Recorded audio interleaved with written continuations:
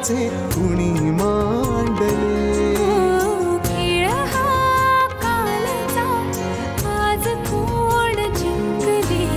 हरवले कवडसे मिळून ते शोधले. एकमेकांना काय हवे, जे हवे सगळेच आणले तुझ्यासाठी. हो हो कळावे तुझे तुला मी तुझ्यासाठी. कोणी कुठे बांधल्या रेशीम गाठी. जुळून येते रेशीम गाठी आपुल्या रेशीम गाठी. जुळून येते रेशीम गाठी रेशीम गाठी.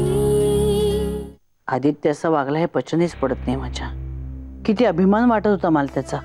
हे बघ संजीवनी, मला असं वाटतं त्या अभिमानाला धक्का बिक्का बसेल असं काही वागलेलं नाही आहे तो. नवरा बायको असल्याचं नाटक केलं त्यांनी आपल्या समोर. ही साधी गोष्ट वाटते तुम्हाला? त्या नात्याच्या पावित्र्याला गांभीर्याला काही अर्थ आहे की नाही?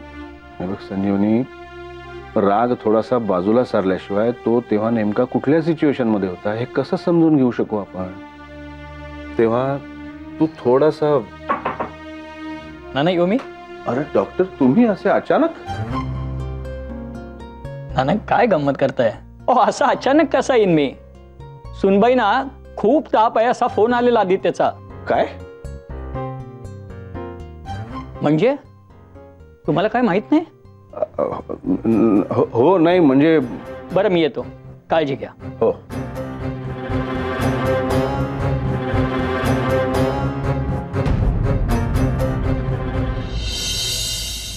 येऊ करे.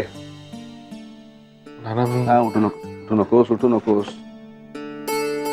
बापरे, बराच ताप आहे हिला. सांगायचं नाहीस करे आदित्य?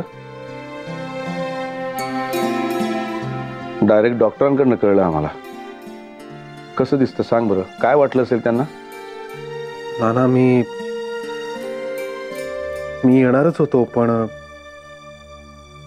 कोणीच बोलत नाहीये माझ्याशी. कसं सांगणार मी? आणि एवढा ताप बघून मला काही सुचलं नाही हो. आणि त्याआधी ही घरात आलेली कोणाला माहितीच नाही. ही आपली परस्पर खोलीत येऊन बसली. ग्लानी येत होती नाना. मला वाटलं की 5 मिनिटं पडावं आणि जेवायच्या वेळी माईंना आणि विजय त्यांनी सांगावं. झोपच लागून गेली मला. ताप चढत असणार तुला तेव्हा. हे बघ आदित्य, सध्याच्या सिच्युएशन मध्ये गैरसमजांना जागा ठेवू नकोस. गोष्टी वाटतात छोट्या पण त्या दुरावा वाढवू शकतात. काळजी घे. मेघना तूही. आणि काही लागलं तर येऊन सांगा. काय रे? थँक्यू नाना. हे बघ, नाती ताणली गेली ना तरी त्यातली माया तुटत नाही रे बाळा.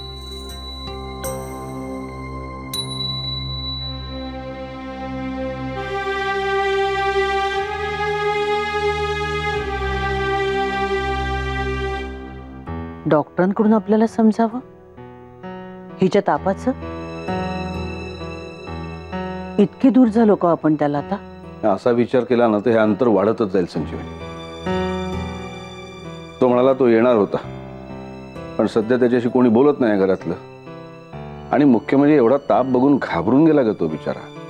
त्याने डायरेक्ट डॉक्टरांना फोन केला. आणि बरोबर आहे, एवढा ताण आहे सध्या घरामध्ये. तो काय प्रत्येकाला येऊन सांगणार होता तिला ताप आहे? आईला सांगायला नको. नुसतं मला सांगितलं असतं ना तरी पुरलं असतं. आणि तू काय करणार होतीस? जाऊन सेवा करणार होतीस तिची? माझ्या मागोमाग आली सुद्धा नाहीस तिला बघायला. अहो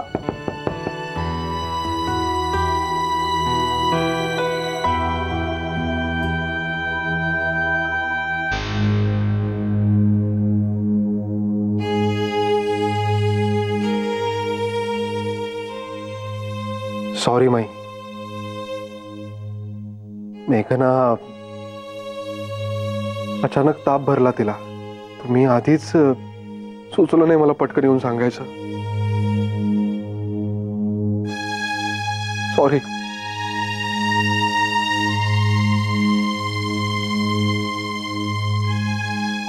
संजीवनी, संजीवनी, मान्य आहे मुलं चुकली आहे, पण त्यासाठी एवढं कठोर व्हायची काही गरज नाहीये ग.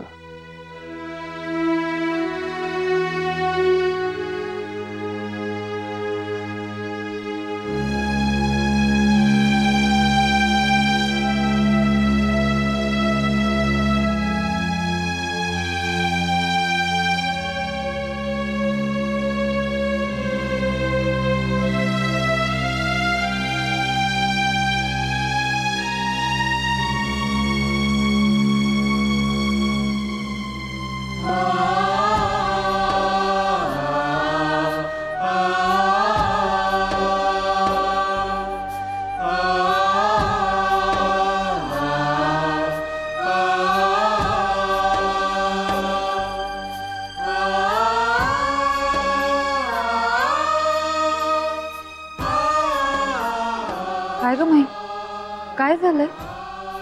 नानांनी मलाच बोल लावला. म्हणाले मेघन इतकी तापाने फणफणलीये, पण साधी बघायला सुद्धा आली नाहीस. अगं पण क्लासहून यायला तिला उशीर झाला म्हणून मीच 10 वेळा आत बाहेर केलं ना.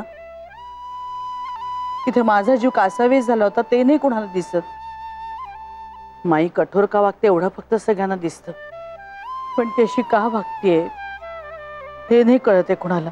अच्छा, म्हणजे मेघनाला बरं नाहीये आणि तिच्यासाठी डॉक्टर काका आले होते. मी त्यांना वरून जाताना बघितलं म्हणून म्हटलं की बघूयात कोणाला बरं नाहीये. क्लासून यायची मेघनाची वेळ टळून गेली होती ग, म्हणून 100 वेळा आत बाहेर केलं मी, पण ती आलीच नाही. नंतर कधी आली आणि तिच्या रूम मध्ये निघून गेली हे मला कळलंच नाही. अगं टेबलावर जेवणही तसंच पडलेलं होतं. बरं हिला जेवायचंय की नाही जेवायचंय हेही तिने सांगितलं नाही. ते येऊन सांगितलं असतं तर कळलं असतं ना गं मला. आदित्याची त्याच्यावर कडी. तिने म्हणे घरी आल्यावर त्याला फोन करून सांगितलं होतं की मी घरी आले म्हणून, पण ह्याने घरी कळवलेलंच नाही आम्हाला. तो ऑफिस मधून आला तेव्हा सुद्धा आम्ही काळजीतच होतो. तेव्हा म्हणाला मला फोन केला तिनं म्हणून. आला आणि रूम मध्ये निघून गेला. नंतर अचानक आमच्या खोलीत डॉक्टर काका आले आम्हाला भेटायला. आम्हाला काही कळलंच नाही काय झालं ते. त्यांनी सांगितलं तेव्हा कळलं मेघनाला ताप आलाय म्हणून. म्हणजे आदित्यने तुम्हाला काही सांगितलंच नाही, डायरेक्ट डॉक्टर काकांनाच फोन केला? इतकं अवघडल्यासारखं झालं ना त्यांच्या समोर मला. हल्ली कुठे काय सांगतोय तो आपल्याला, आणि बोलला तरी फक्त उपचारापुरतं. मग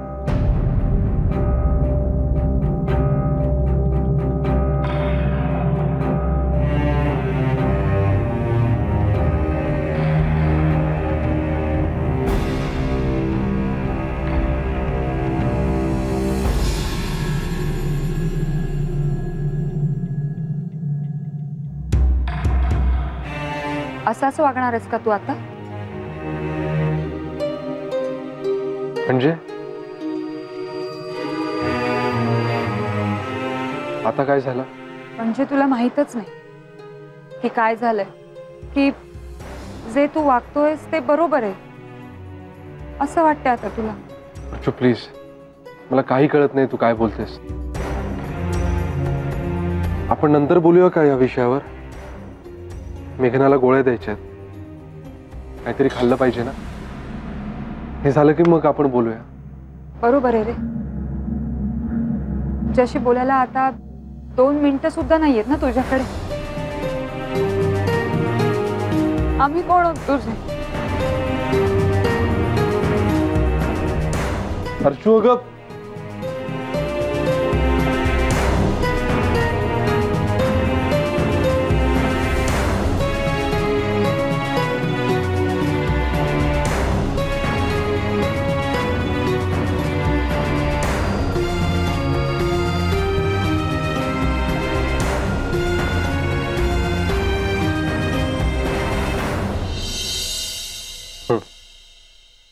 नको. अरे थोडं आणखी घे, औषधांसाठी जरा खायला हवं.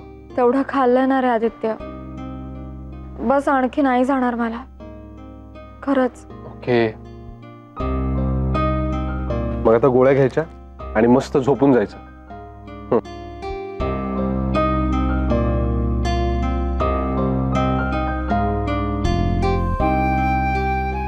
कसलाही विचार करायचा नाही.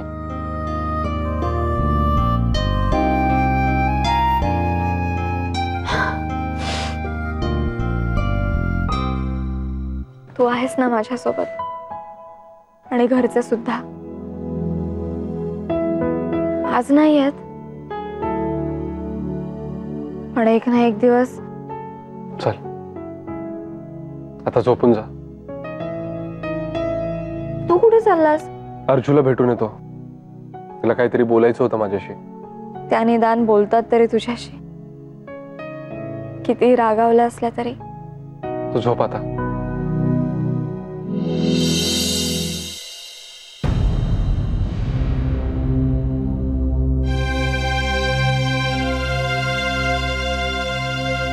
बोल आता. मला नाही काही बोलायचं. का? मगाशी तर मला श्वास पण घेऊ देत नव्हतेस. खूप महत्वाचं काहीतरी बोलायचं होतं ना तुला. पण तुला कुठे वेळ होता?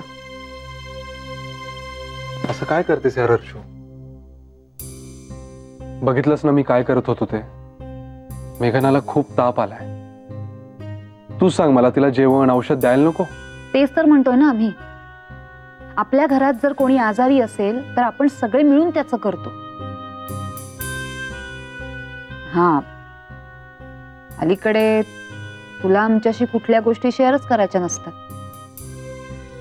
मेघनाला ताप आलाय हे तू नानामाईंना सुद्धा सांगितलं नाहीस. परस्पर डॉक्टरांना फोन केलास. डॉक्टर काकांकडून त्यांना कळलं.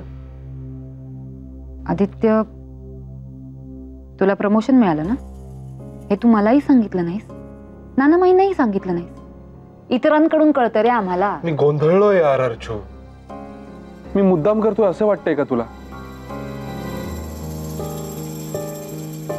एकतर आधीच सगळे एवढे रागावलेत माझ्यावर. रागवणारच ना. तुला काय वाटतंय, तुम्ही ज्या पद्धतीने वागलात ते कळल्यावर घरातले तुमच्यावर चिडणार नाहीत? आणि आदित्य, तू म्हणतोयस ना की तू हे सगळं मुद्दाम केलं नाहीस म्हणून, पण तुम्ही खरे नवरा बायको नव्हतात. हे सगळं नाटक. प्लीज अर्जू, आम्ही खरेखुरे नवरा बायको आहोत. पाहिलंस, तुमचं ते सगळं नाटक होतं. ही गोष्ट तुम्हाला देखील सहन होत नाहीये ना, पण आमच्यापासून मात्र ती जाणीवपूर्वक लपवून ठेवली. अर्जू,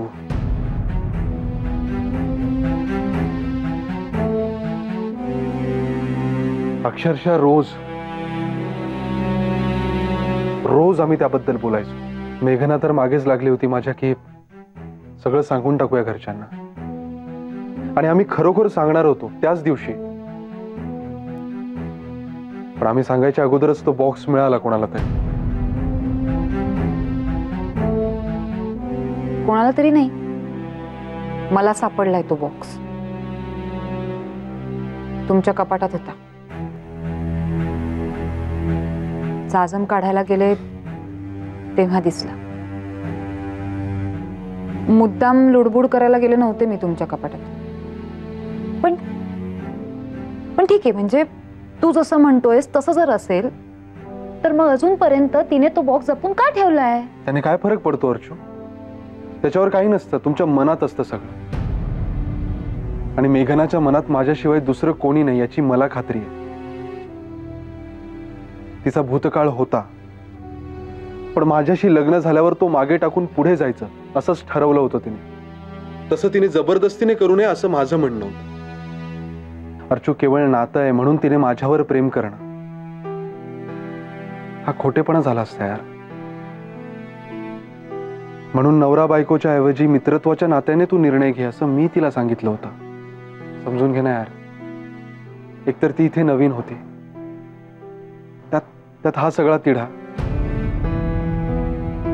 आणि या सगळ्यात घरच्यांची सगळं शेअर करणं खूप अवघड होतं आम्हाला. पण आदित्य, एक गोष्ट तुझ्या लक्षात येते का? या सगळ्या प्रकारामुळे तू आम्हाला दुरावलास आणि त्याही पेक्षा तुला आम्ही रागवलोय हे दिसतंय, पण आम्हाला किती वाईट वाटतंय ते नाही दिसत. माईला किती वाईट वाटतंय हेही नाही दिसत ना.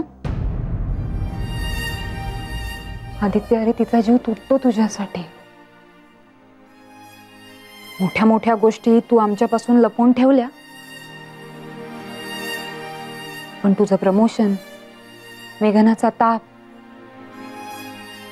या छोट्या छोट्या साध्या पण महत्वाच्या गोष्टी सुद्धा तू आमच्यापासून लपवून ठेवल्यास ना. आणि काय रे, एरवी तर माईने तुझ्याशी अबोला धरला तर ती बोलेस तोवर तू तिला सोडत नाहीस. मग आता काय झालं? प्लीज यार अर्चू, प्लीज.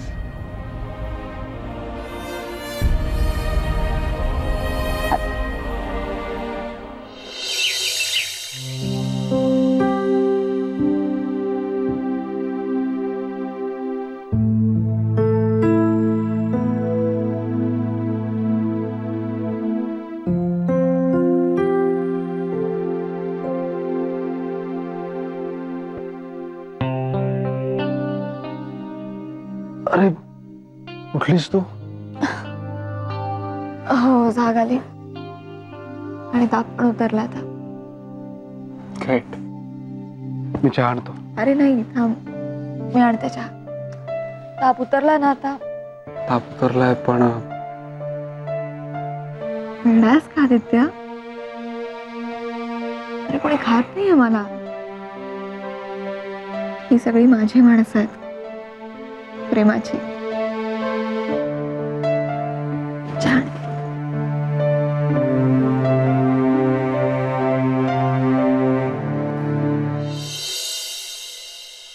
Good morning विजयाताई.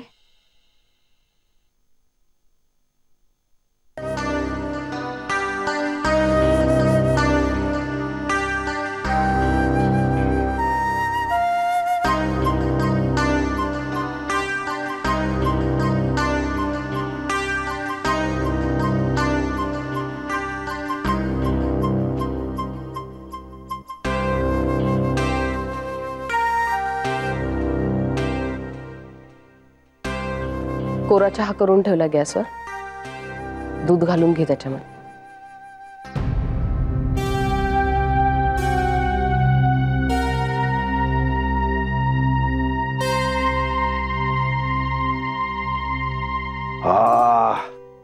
अरे काय पाऊस आहे, काय गमत आहे बघ. जेव्हा नसतो तेव्हा आपल्याला हवा असतो, आणि जेव्हा असा हा मी आलो असं म्हणायला लागला की लगेच नकोसा होतो. काय वृत्ती असते ना माणसाची. अरे हो, मेघनाचा ताप कसा आहे?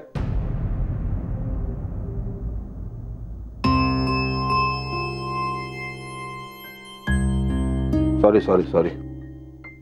हे तुला माहित नसणार ना, तू काय गेली नसशील बघायला. छान, उत्तम, मस्त. हो तर छानच आहे, अगदी मस्त, उत्तम. ताप आला म्हटल्यावर धावत धावत आलाच की नाही लगेच आपल्याला सांगायला.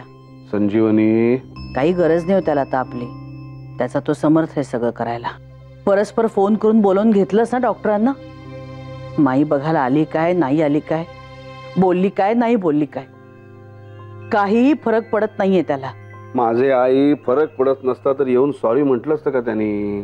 ताप आल्याचं आपल्याला सांगितलं नाही याबद्दल येऊन सॉरी म्हटलं ना त्यांनी. एक सॉरी म्हटलं की झालं का सगळं? 2 दिवस झाले बोलत नाही मी त्याच्याशी, पण आला का त्याच्यासाठी? याच्या आधी कधी अबोला धरला त्याच्याशी की सारखा माझ्या मागे मागे असायचा. म्हणायचा माई एक वेळ रागव माझ्यावर, पण अबोला नको ग धरूस, कट्टी नको करूस. मी बोलेपर्यंत, हसेपर्यंत माझा जीव भंडावून सोडायचा हो. आता मात्र त्यांना दोघांपुढे कुणाचीच पर्वा नाहीये. तसं नाहीये ग संजीवनी. तू सध्या त्याच्याशी बोलत नाहीस म्हणून तुझी त्याच्यावरची मायाच संपली असा अर्थ होतो का? नाही ना. तसंच सध्या तो तिला सांभाळून घेतोय याचा अर्थ त्याला आपली पर्वाच नाही असा होत नाही ग. त्यावेळी कसं उदासवाणा झाला ना की माई माई म्हणत माझ्या मांडीवर निजायचा हो. तेव्हा कळायचं नाही हो मला तो असं का वागतोय. पण आता आपल्याला कळलंय ना कारण काय ते. कदाचित त्याला भीती वाटत असेल हो तेव्हा. ही मुलगी त्याला सोडून त्या मुलाकडे निघून गेली म्हणजे. खूप त्रास दिला होते ना माझ्या साध्या सरळ लेकाला. खूप छळलंय तिने. आणि एवढं सगळं होऊन सुद्धा ह्याला मात्र तिचाच पुळका आहे. आणि तुम्ही म्हणतात असं नाहीये, तसंच आहे. तर माझं थोडं ऐकणार आहेस? हे बघ, एखाद्या घटनेकडे आपण जेव्हा मागे वळून बघतो ना, तेव्हा मारे आपण असं म्हणतो की त्यांनी असं वागायला हवं होतं, तिने असं वागायला हवं होतं, म्हणजे अमुक अमुक झालं नसतं किंवा अमुक अमुक झालं असतं. पण मी तुला सांगतो, ही सगळी शेरेबाजी असते. ती घटना जेव्हा प्रत्यक्ष घडते ना, तेव्हा त्यातल्या माणसांना बसणारे चटके, त्यांच्या भावनांचे उद्रेक, त्यांना वाटणारी भीती, काळजी, त्यांचा उडणारा गोंधळ, या सगळ्या गोष्टी आपण इमॅजिनच करत नाही. आपल्या घरात जे काही घडलंय ना, त्या सगळ्याकडे या पद्धतीने बघण्याचा प्रयत्न करून बघ. हळूहळू सगळे गुंतलेले धागे सुटे होतील बघ. आणि तुझ्या लक्षात येईल, त्रागा करून आपण गुंता सोडवत नाहीये, तर आणखीन वाढवतो आहोत.